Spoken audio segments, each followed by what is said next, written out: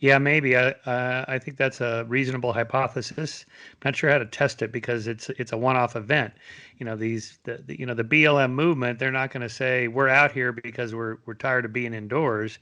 They say we're out here for social justice because of George Floyd and so forth and the other names. And they have a point. That's right.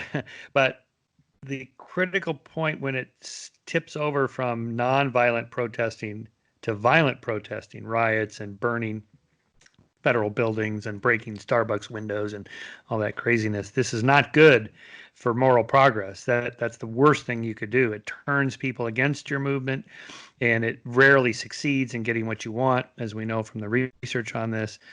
Nonviolent protests work far more than violent protests do, but people don't know that, or they don't care because they're not out there with a particular goal in mind as a strategy.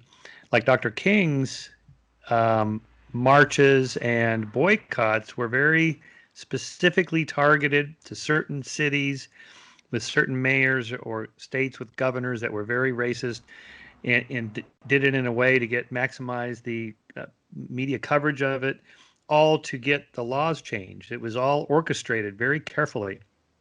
That's not at all what we're seeing now. Now it's just a mass of people just going down there. Probably half of them, I'm guessing 90% of them, have no political ideology at all involved in it. They just want to mix things up and burn things down and just have a riotous good time and kick some ass and whatever.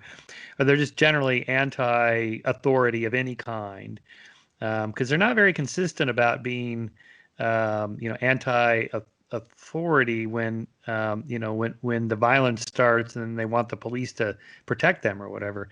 But consistency is not, I think, part of these kinds of protests, unfortunately.